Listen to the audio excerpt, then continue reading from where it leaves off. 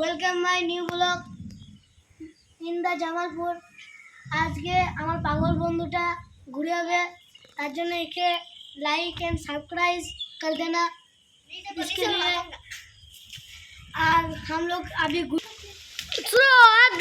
गुड्डी, हम लोग पानी से उड़ाई थी गुड्डी, हम लोग पानी में गुड्डी उड़ाए हैं।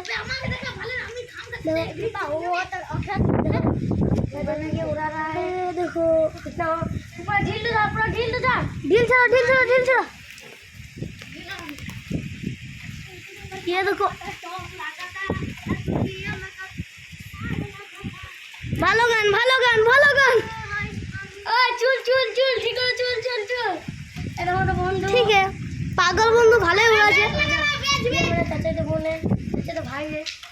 ये देखो घोड़े देखते हैं, ये हमारा कैमरामैन है। ये देखो अच्छा खासा कैमरामैन है।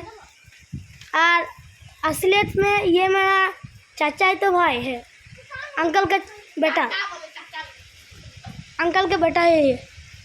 इसके लिए भी लाइक एंड सब्सक्राइब कर देना।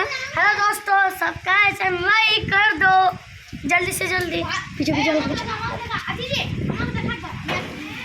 भाई बहुत कष्ट कर रहे हैं बारिश में, आप लोग तो ये हम लोग वीडियो बना रहे हैं। आप लोग प्लीज एक लाइक एक सब्सक्राइब कर देना।